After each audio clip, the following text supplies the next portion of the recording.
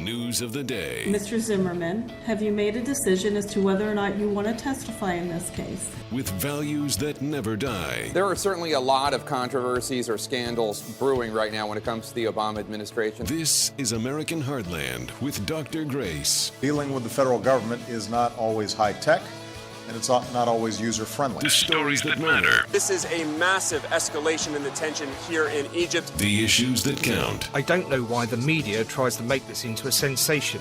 We have never hidden the fact that we supply Syria with weapons. This is American Heartland with Dr. Grace. He's got the red, white, blue flying high on a phone. Welcome to American Heartland with Dr. Grace. I'm your host, the editor of Politics and Culture at worldtribune.com, and we uphold values that never, ever, ever die. Thank you for sharing your Saturday with us. We appreciate it. We know there's lots of choices out there, and yet you're taking the time to listen to us, and I give you my heartfelt thanks and gratitude. Well, I am back from a vacation, and last week we had Jeff Cooner on the air. There was an interview that we had recorded, and the fans, I am told, loved it. We'll probably do a part 2 because some of that interview we had to rush due to time constraints. But I want to also thank everybody out there who emailed me or corresponded with me in some fashion, letting me know how much they appreciated that interview. You know, I was away, and for a while I was happy to be out of the USA because I just couldn't take the dreadful news all the time, every single day. It seems like this administration is bungling literally every day. And by the time I was leaving, we were in the midst of this immigration crisis. And I had the opportunity to cross a border. I went from the United States into Canada. And I couldn't help but think as I was crossing the border, hey, this border is secure. It is a border that is very well patrolled. Do you ever hear of Canadians just coming into the U.S. illegally across the border?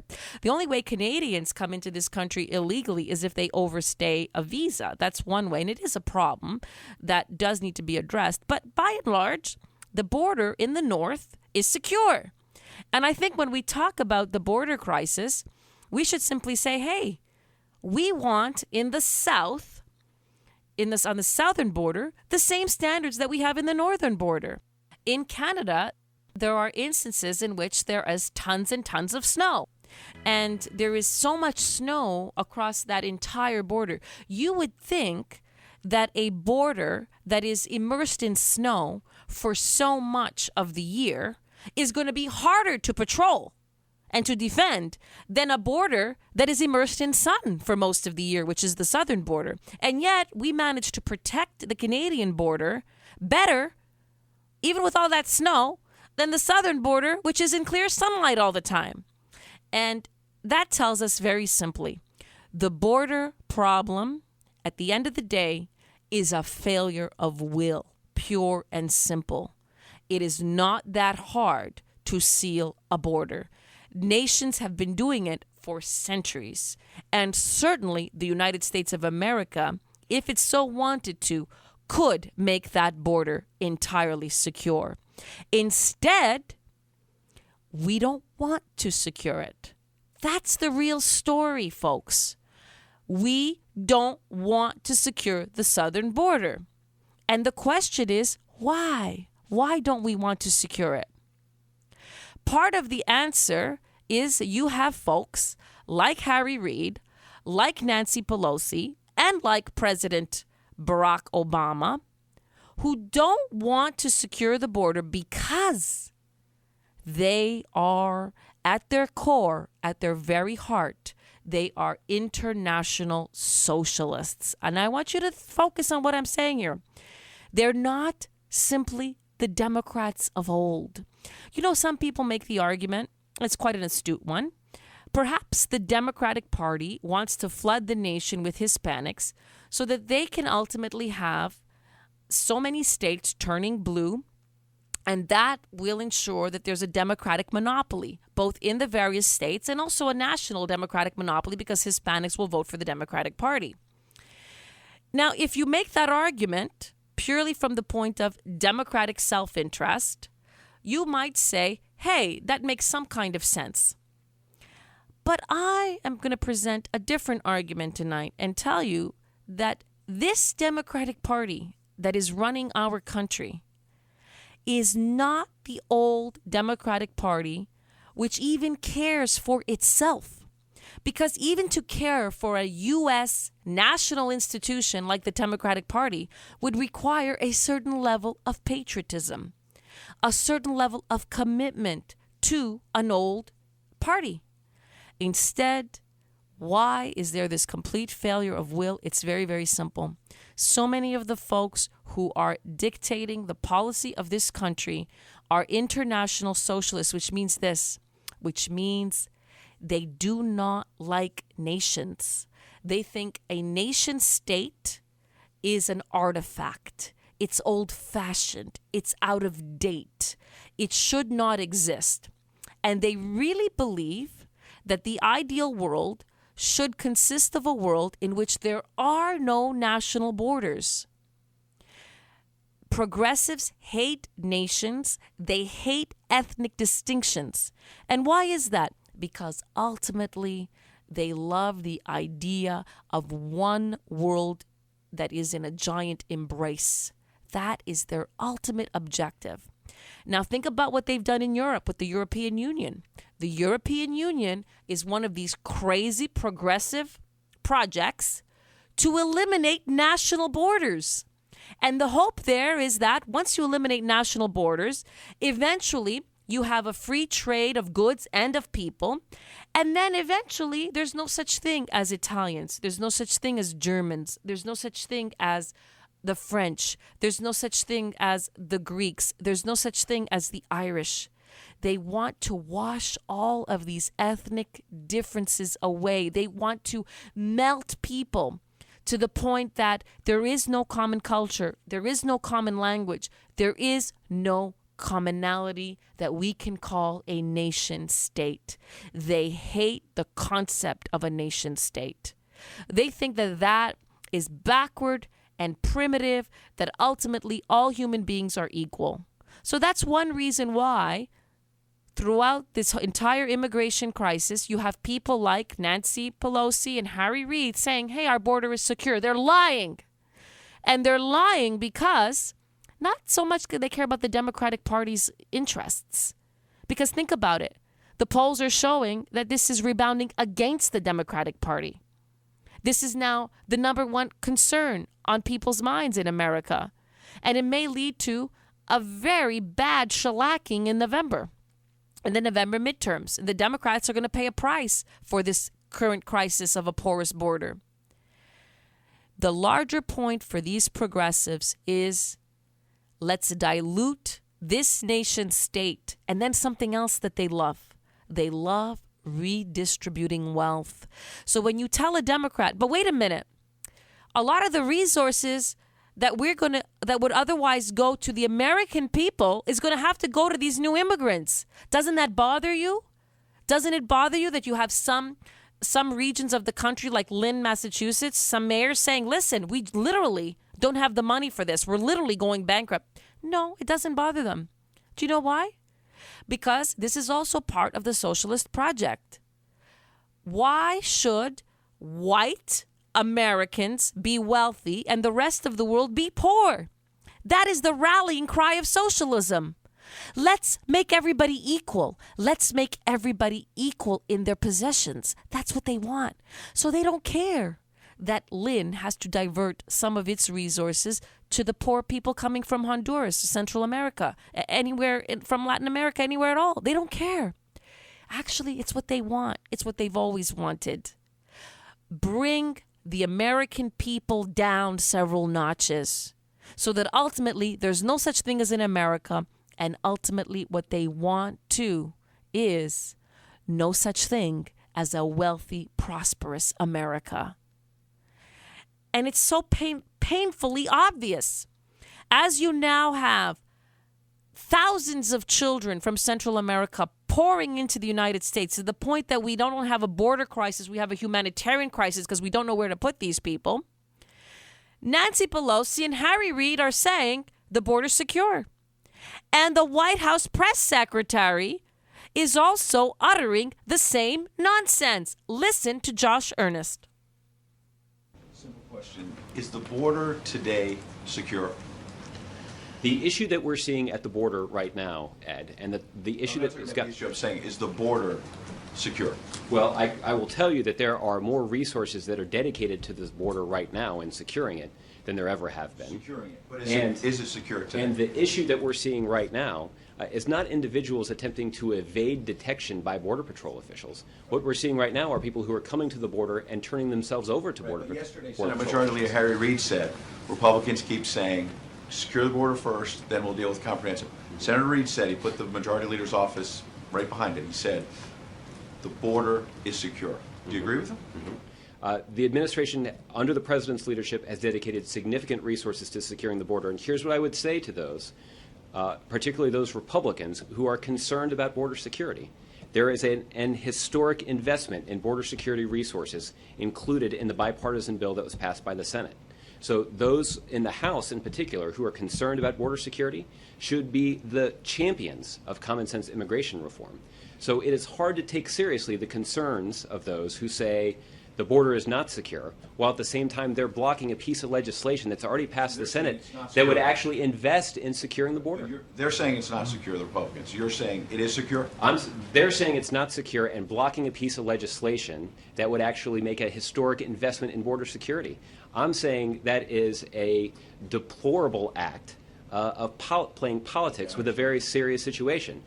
The position of this administration is that we have made an important investment in securing the border. There are more resources there now and have been put there under the president's watch than at any time in our history. Getting more secure, you say, but not secure. The president is certainly supportive of additional security being added to the border, right? That's why the president, again, there are a whole host of reasons to support comprehensive immigration reform. Historic investment in border security is one of them. It's one of the reasons the president strongly supports it. Well, you know, he's doing a dance, and it's not effective at all. It's very clear that the border is not secure because we now have this crisis, and this is a crisis that is entirely manufactured by the president because it is he who has let the word be known in this land and across Latin and Central America that if you come to this country and you are a minor, you should be allowed to stay. And now everybody, even 35-year-olds, are crossing our border claiming to be minors. And they are allowing themselves to be apprehended because they know that they'll be told that, you just have to show up a deportation hearing sometime in the future, and they just don't have to show up. So the coyotes know it. People across Central America know this. And that's why we have an entirely manufactured crisis. And the argument of the administration that comprehensive immigration reform is the solution is utterly nonsensical because they are trying to create a political momentum for their holy grail of granting amnesty to the people that are here. If we follow their logic for 1 minute, isn't it obvious that if you grant amnesty to the illegals that are here, you're only going to encourage the situation to get worse and worse as more and more people will come? Because the message that will be sent to them, just like the message they receive now, that if you're under the age of 18, you're going to be given a passage into this country. You're going to be allowed to stay. Well, if we pass immigration reform, you're going to have not thousands of folks coming in, but millions, because the message will be, if you make it across, you'll be allowed to stay no matter how old you are. So the American people are wise and they understand, no. You're not going to put this whole crisis at the feet of those who oppose immigration reform. The problem is simple. The border is porous. And this president has failed in his very leadership to do what is an absolute requirement of a leader, which is to ensure that sovereign land remains sovereign. So, it's unbelievable because now we have to face a crisis that rips at our very heartstrings. Because you have kids now, kids coming across the border. And then when they're here, you look at those faces, you look at especially the very, very young ones. And I mean, I can tell you this personally. I mean, my heart is in my throat, literally. And I want to share something very personal. Any one of those kids that is coming across the border could have been one of my children. You say, well, what are you talking about? Well, my husband and I looked at several countries before we made our choice as to what was going to be our adoption plan. And one of the countries we looked at very, very carefully for a long time, we were very close to signing papers with an adoption agency to adopt from Colombia. And a lot of the kids coming across the border look like any one of those children that we may have ended up adopting.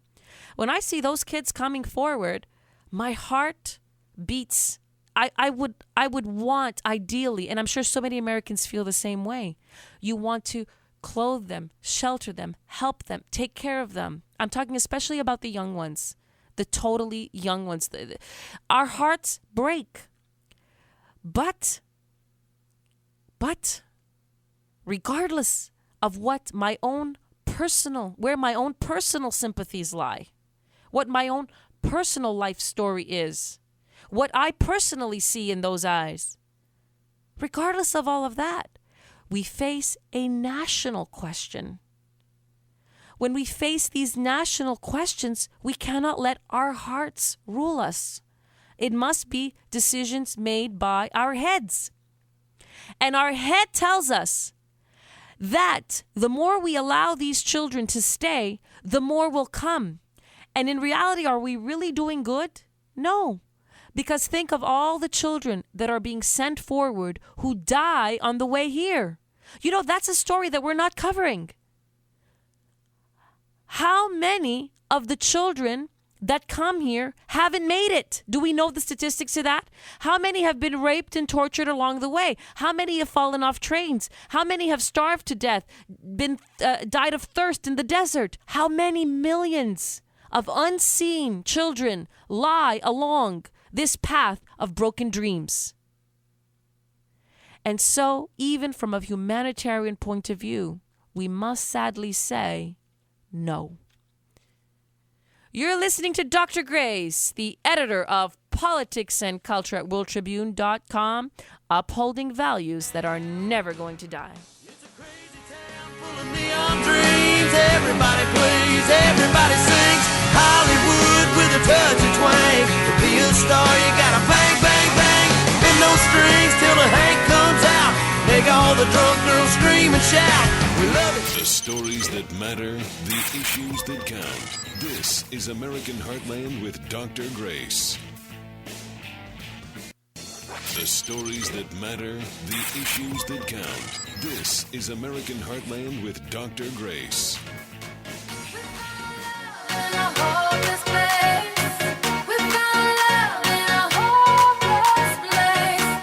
Welcome back to American Heartland.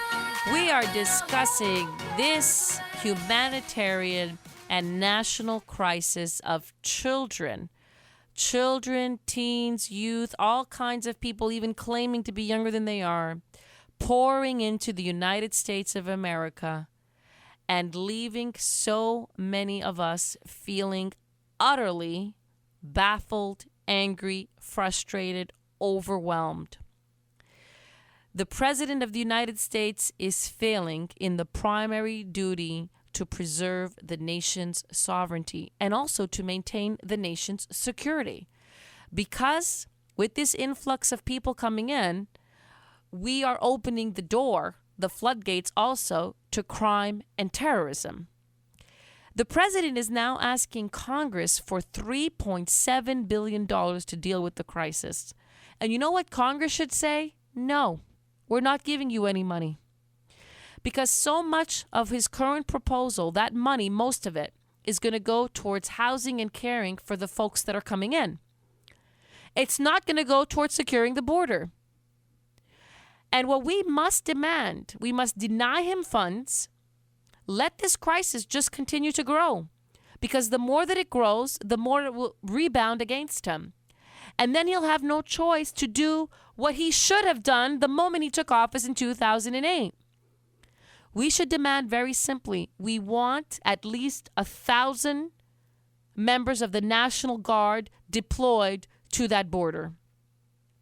We should also demand that our drones be used to monitor that border. We have drones that can see things from high up in the sky in Iraq and Afghanistan. They work wonders across the world, and we can't use them here.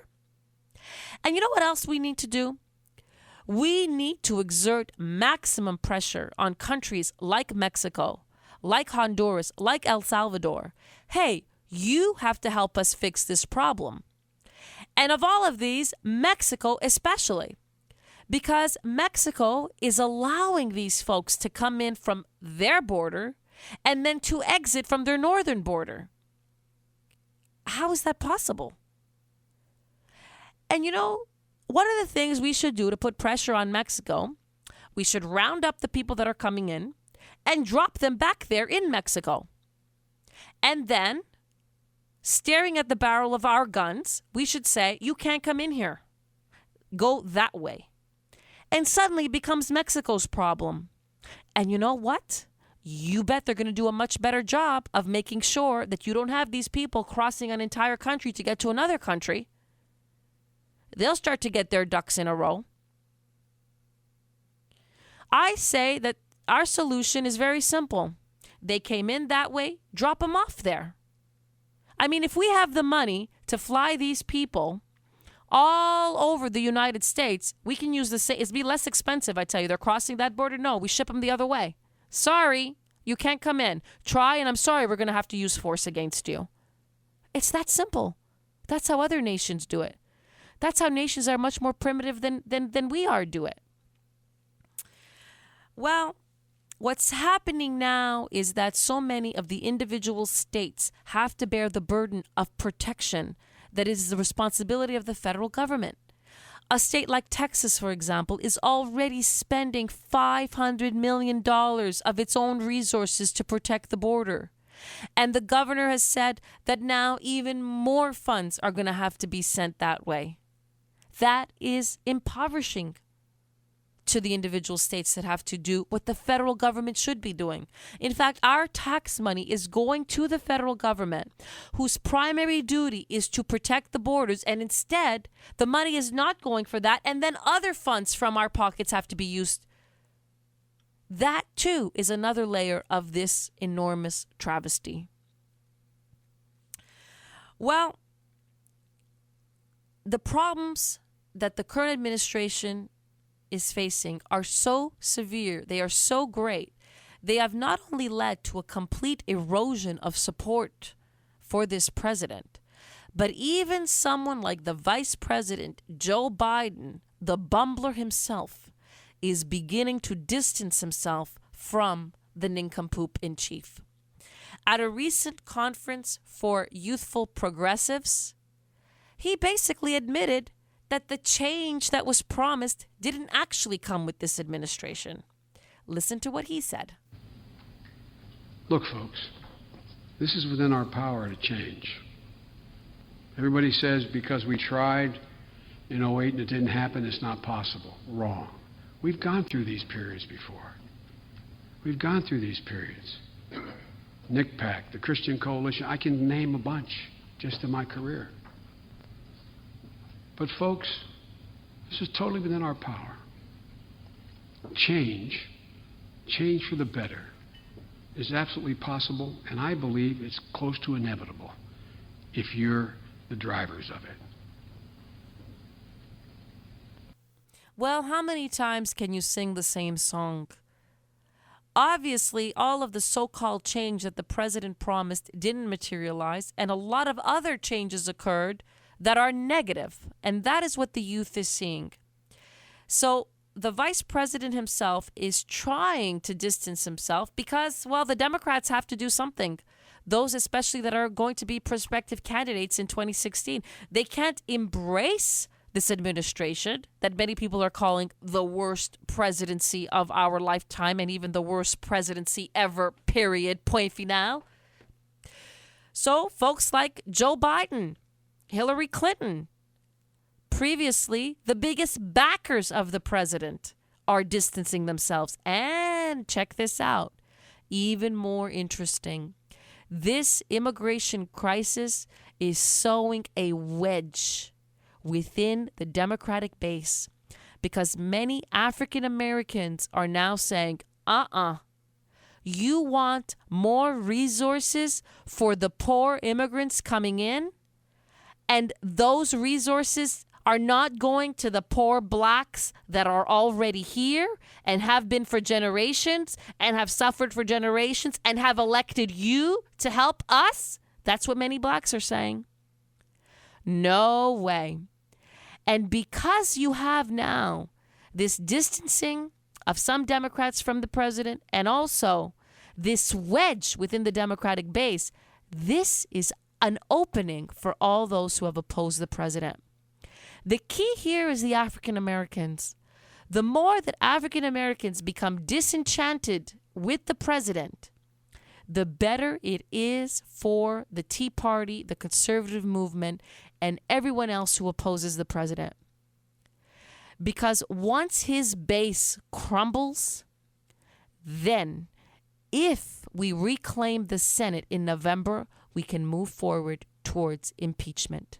So this immigration crisis, instead of being the great story that the president envisioned it would be, he thought that he was going to be the one that was finally going to usher forth immigration reform and solve the immigration crisis. Instead of that story, another story is playing itself out. The Democratic base collapsing as public opinion turns violently, viciously against the president, who appears to be completely incompetent and out of his depth. This week, a fascinating article was written by Pat Buchanan, a commentator that has for years been warning about the long-term trends of a failure to properly assimilate the incoming immigrants. And he argued in this recent column that we now risk balkanizing ourselves. What does that mean? It means that if we allow immigration to continue at the numbers at which they are continuing, both legal and illegal, we are going to risk completely losing our nation because we are no longer one nation, we are no longer one people. He argues that because the statistics are so damning now, 4 out of 10 immigrants coming in are from Asia or from Africa, and they come in with different cultures, different histories, different languages, different religions. We no longer have the commonalities that make us one nation. As that continues, what we will have is an America that, he quotes a famous European, is just an expression, a geographic expression, meaning it is a place where these various people are. It no longer has a national identity. That is the great long-term danger that we face. You know, some people say, well, wait a minute. Hasn't America become the great nation that it is precisely because of the contribution of immigrants? Yes. The story of America is the story of immigrants who came, especially after the mid-1920s. They came from Ireland, from Poland, from Italy. They came from Eastern Europe. They came in droves. And they made positive contributions to this country. What's the difference between then and now? Well, the key difference is that so many of them assimilated. They truly adopted the American national identity. But what we're seeing today is the reverse. Not an adoption of a strong national identity, but a rejection of our national identity. And a demand that that identity be transformed and changed to accommodate them. And Pat Buchanan is making an argument. We've got to return to the policies of the past that have worked. And it's not a racial argument. It's a historical argument. based on what we know in the past worked. Listen to how he has explained it in a recent interview on The Laura Ingraham Show. When we say we want to take America back, we want the America that we grew up in culturally, socially, morally, in a way that it was a good conservative country, that it was really a good country.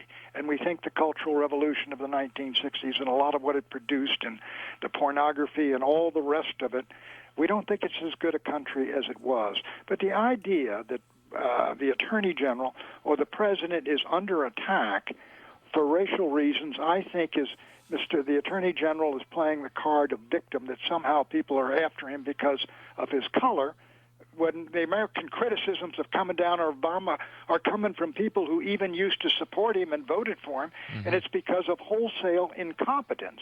And this is the defense they're throwing up. And the country that Buchanan is talking about is not one that was so easily reluctant to accept a national identity. The ethos of what America was strong when those immigrants came in. And I say this as a child of first-generation immigrants into Canada. Then, even in a country like Canada, my parents were amazed at how quickly their children adopted the North American ethos. I recall that my father and mother used to talk about the possibility of their 3 children perhaps marrying an Italian. That's what they said when we were very young. And by the time we were in our teens, my mom and dad, in fact, I remember my mom talking about this to my father, saying, well, we're in a whole different country. The chances of our girls marrying an Italian are very, very slim. And my dad acknowledged that and accepted that. And then he encouraged us to become savvy in the new country. And that was the immigration experience even in a country like Canada, whose national identity is nowhere near as strong as that of America. Our American counterparts were even stronger when they immigrated here in being fully assimilated into the American ethos. Instead, today, we have the reverse. The immigrants coming in are telling us what we should and shouldn't be doing in our very own backyard. You're listening to Dr. Grace, upholding values that are never going to die. Take it all out on your stride. It is taking voting now. This is American Heartland with Dr. Grace. This is American Heartland with Dr. Grace. No shoes, no shirt, and no problem. Welcome back. Hey, I wish we were having a carefree summer where we could forget the horrible politics in this country, but unfortunately, we can't keep our eyes off of these stories even for a minute. You know that on this show, after the president released 5 Taliban commanders in exchange for a deserter, I called for his impeachment. I said that even though I had been resisting that word for a while, that we have no choice because the president is a threat to our national security. And I know there's going to be a lot of people who make political arguments, but the national security arguments come first. Well, by calling for impeachment, and I know others besides myself have done so, that chorus is growing. And this week, we have a very high-profile individual who wrote a piece for Breitbart.com. It is Sarah Palin, and that piece is called "It's Time to Impeach President Obama." In her article, she says that the failure to secure the border is his primary job, and by failing to do so, he should be impeached. She also goes on to say that much of his style of governing has resorted to lawlessness, ignoring our Constitution, and that is worthy of impeachment. So we have the former governor of Alaska and the Tea Party favorite and a media sensation, Sarah Palin, picking up the call for impeachment. And she is right. On the other hand, you have so many establishment types, both within the Republican Party and in the media, saying, no, that's completely irresponsible. Listen to how the roundtable on This Week with George Stephanopoulos dealt with Sarah Palin's call for impeachment. Speaker Boehner was as well. I guess there's some concern. Everybody remembers 1998, impeach President Clinton. Republicans actually lose seats in the House. Yeah, no responsible Republican elected official calls for impeachment, and one problem with it is, of course, you just get Joe Biden as president. The Republican task is to elect a Republican Senate and elect a Republican president in 2016, not to create a phony issue which allows Democrats to make Republicans look extreme. So Republicans are not going to impeach President Obama. They are, I think, going to make the case for why a Republican Senate could check President Obama in 2015 and 2016, and why a Republican president is needed to replace President Obama. I think Bill is completely right. I mean, nobody of responsibility, nobody in leadership, nobody of relevance has talked about impeachment. The lawsuit is about constitutional powers and the separation of powers. So can we stick to talking about what people who actually can make something happen say, and not what folks who just want to make headlines say? I think a lot of Democrats want them to keep talking about it. Of course. Well, they reap what they sow here. So leaders are being somewhat responsible, but they've fomented all this out there. I actually think if you look at the Iowa Republican caucus attenders and the South Carolina primary voters, I bet you have majorities in the Republican electorate saying he ought to be impeached. So that's what you're dealing with out there. And you also have a majority of people saying they don't want to hear another word from Sarah Palin. I saw that poll this week as well. There may be close to unanimity on that. Well, so much of what they said in this panel is wrong. One of the first arguments was that, well, if we impeach Obama, we would have Joe Biden as president, and that would be worse than having Obama. No, I actually think that it would be a great thing, because following one impeached president, even if it is Joe Biden who replaces him, he would understand that if he does not remain accountable to the wishes of the people, he would be impeached too. So it doesn't matter who follows. It'll be an improvement, because our Constitution will have worked the way it was designed to work. The other argument they make is that this is an extreme position, that it's an irresponsible position. They always throw those words around. But they don't ask this question: does the president deserve to be impeached? Is it morally correct? And I always begin my analysis with, what is the right thing here? What is the morally correct position? I don't play politics with my analysis. Has he committed crimes that qualify as high crimes and misdemeanors as the framers intended it to be? Has he failed to uphold the law? Yes. And therefore he deserves impeachment. So it's very simple. It's not extreme. It is what the founding fathers foresaw might happen. It's the way that the whole system is supposed to work. So it's not extreme. It's a valid point of view. And it is the right point of view. And then what they try to do is they try to say that nobody who's quote unquote responsible has taken up this perspective. Well, Boehner is starting a legal fight. He's suing the president, and the Republican Party is backing him. And that's the first step towards impeachment. Because once you have a court ruling that so many of the president's actions have been illegal, what do you think that is, morons? That's the basis for impeachment. So lots of responsible people are thinking that through. And finally, I want to say this. It's our job to speak the truth and to convince the public that what we are saying is true. That's why when I said a couple of shows ago that it's time to begin the push for impeachment, I was exercising my duty as an analyst to awaken public opinion to what I think is happening and to what needs to be done. Now, as a strategist, I would say we should just do two things. Let's continue to put public pressure on impeachment and make sure that our base turns out in November so that we get a majority in the Senate. We need that Senate majority in order to actually impeach the president. So I'm not calling for an impeachment vote right now this minute. But I'm saying that our goal within the next couple of months has to be impeachment.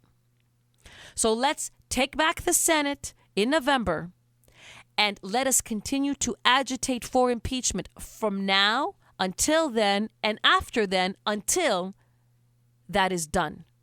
Until you have a chorus of Republicans saying he's got to be impeached. And the clue, the missing link of the impeachment story has been provided to us recently by the immigration crisis.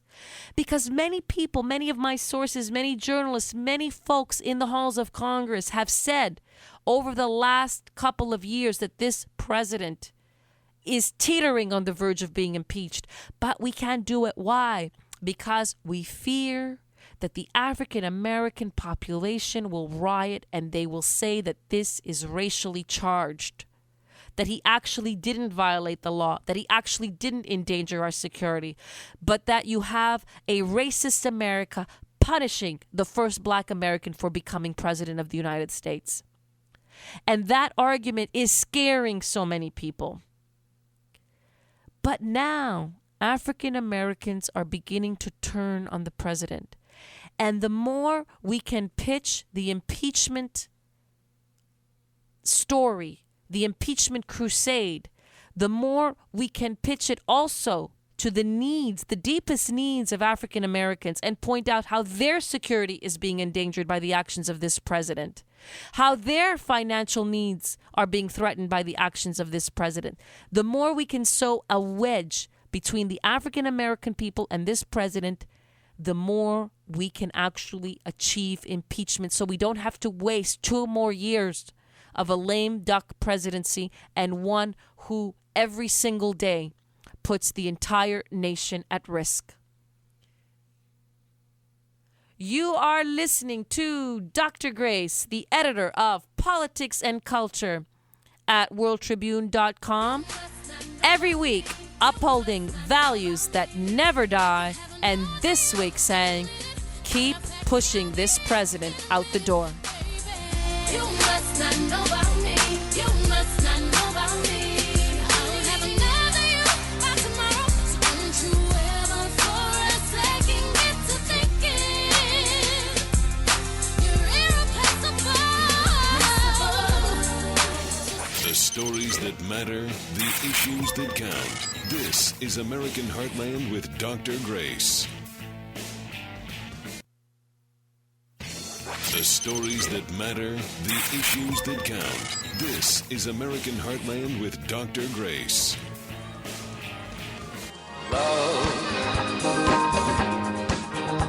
exciting and new. Come aboard.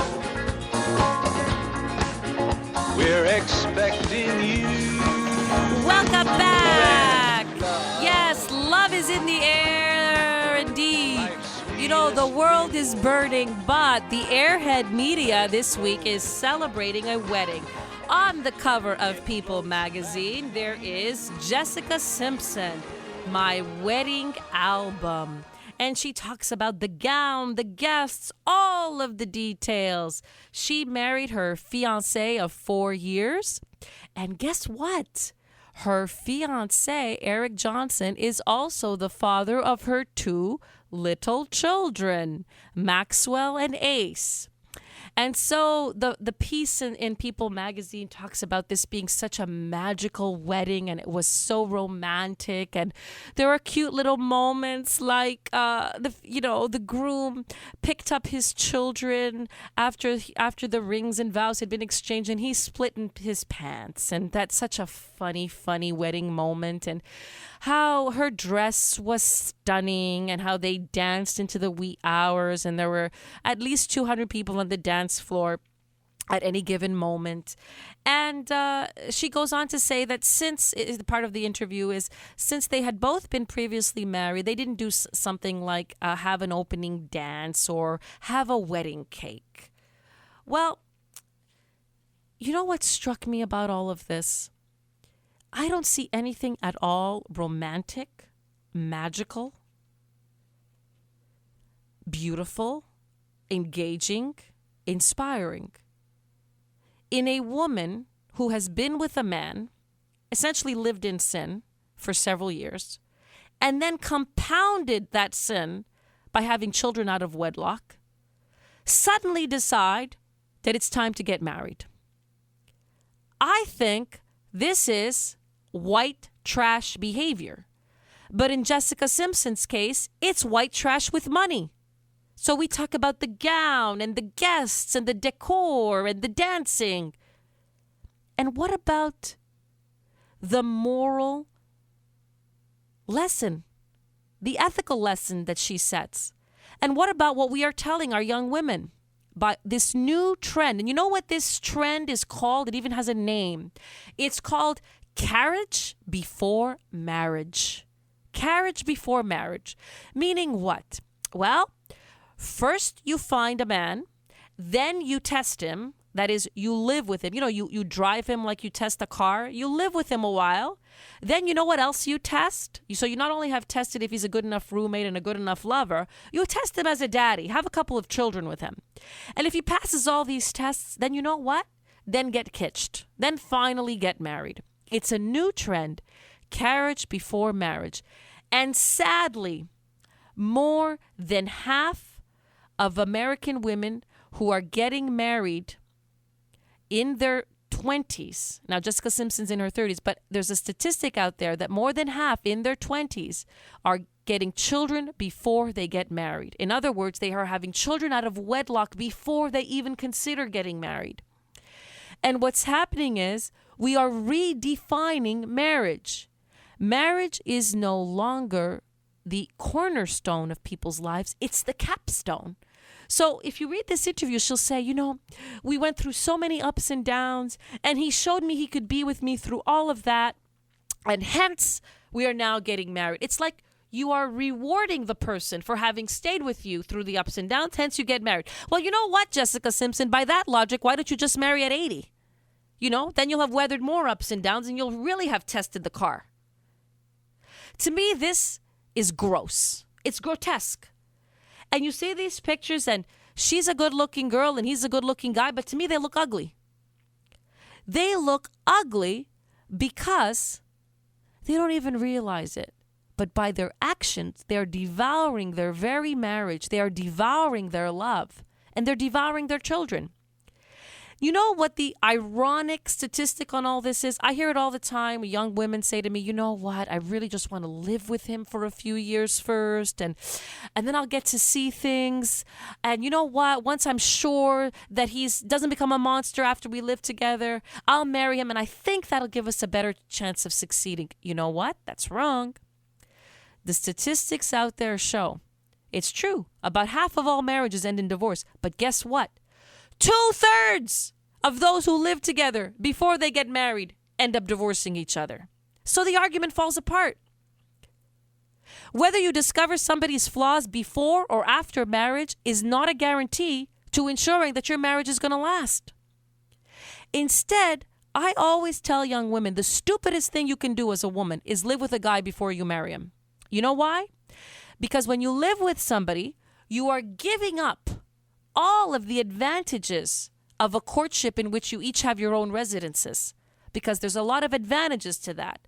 There's a lot of magic that is in the air when you don't live together. There's a lot that is the unknown. There's all the pleasures of getting to know one another without knowing all the little details, sometimes the yucky details. So you transgress your own courtship years by living together ahead of time. And you give that up for what? For nothing, because you don't actually have security. When you give that up, when you walk down the aisle and you say, you know what, I'm going to give up the fun of living apart and allowing some of that magic to remain, some of that mystery and unknown to remain. I'm going to give that up because I'm going to get something deeper. I'm going to get a commitment. I'm going to get security, and I'm going to get the foundation to raise a family. Then it makes sense. Once you give up the courtship stage, you haven't lived together, you give it up in exchange for something deeper, then it makes sense to me. But you're going to live together. You're going to give up all the advantages of courtship for all the disadvantages of marriage without the advantages of marriage, without the long-term commitment. And more than that, nowhere here does anybody say, and this is the daughter of a preacher. Remember, her father used to be a preacher. So she's one of those girls that when she first came on the scene, she was talking about how she wanted to remain pure until marriage. That's Jessica Simpson. And today, nowhere in this article do you hear something like sacrament. You don't hear that. Marriage is a sacrament. What does that mean? It means that when you say before the eyes of God, I pledge my life to this man, you are saying also, God, I'm going to need your help. I'm going to need a special blessing. And that's what the sacrament of marriage is. Somehow when you marry, knowing that it is a sacrament, and you ask the Lord for help in moments of distress, you will see that help comes. But more than that, you know what I'm hearing in this so-called love story? It's all about me. Well, when I see that he doesn't have flaws that I can't, that I really draw the line at, when I see that he's a good father to my children, when I see that he satisfies all my needs, okay, I'll marry him. That's not love. That's selfishness. And that's why 2/3 of the people who live together before getting married end up divorcing. You know why? Because they're going in it with the me comes first mentality. And to make matters worse now, they're adding children in the mix. And what message does it send to those children? It sends the message, Mommy and Daddy are not necessarily committed to one another for the rest of our lives. This whole thing, we have a family, it could break up at any time. Do they even care that that's what carriage before marriage actually means? No. Because in the end, the me mentality means that mothers put themselves even ahead of their own children. And this is part of the entire breakdown of our society. When you fall in love with someone, the first question shouldn't be, does he satisfy me? The way you look at a car, the way you look at a house. Oh, does this house have 2 bathrooms? And the sink with the separate vanities? Does this house have a finished basement? Because I need all my needs and wants satisfied by this house. That's not how you look at a man. That's not romance. One of the key questions is, am I the woman that can make this man happy? Am I the one for him? That's love. Love is ultimately an abnegation of the self. And if you're not willing to abnegate the self, no relationship can succeed. Not the relationship with the spouse, not the relationship with your children. Because let me explain something that we used to know. Marriage is often not about compromise. Often it's about capitulation. Because there are some issues you can't find a compromise to.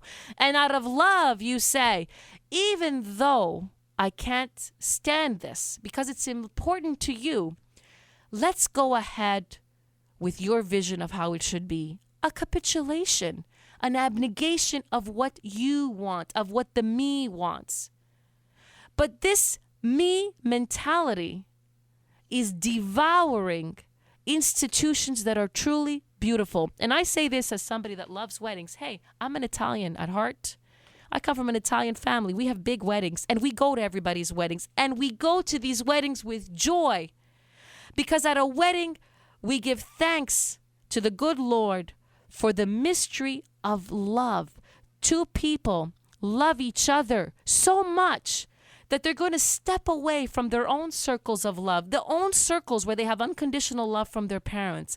They're going to step away from that comfort to create something new, a gift that they give to one another, the gift of oneself. Marriage is a gift. Marriage is not like robbing a bank. You go in, you go, let me take as much as I can for me. Ha ha, put in more. This Jessica Simpson marriage is literally like a robber holding somebody up. Put the cash in here. Okay, more cash. Okay, there's enough cash. I'll marry you. That's what this carriage before marriage deal is. Instead, marriage is about giving up oneself to form a greater union than oneself called a family.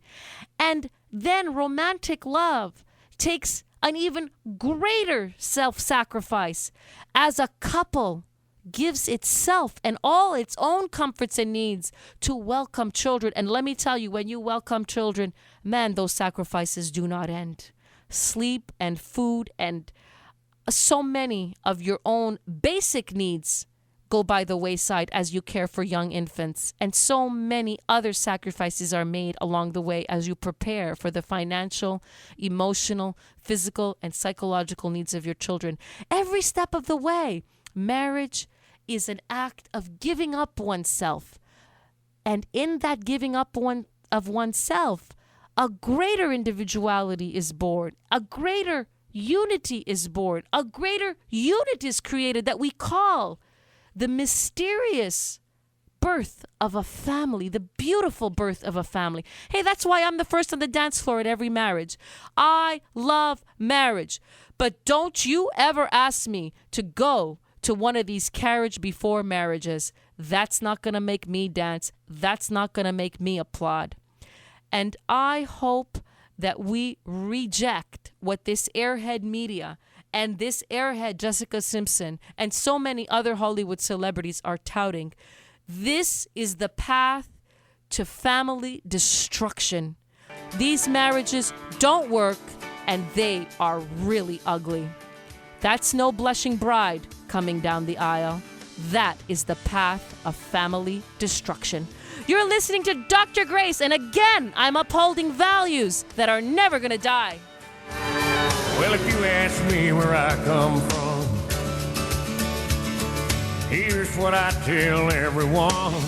The stories that matter, the issues that count. This is American Heartland with Dr. Grace.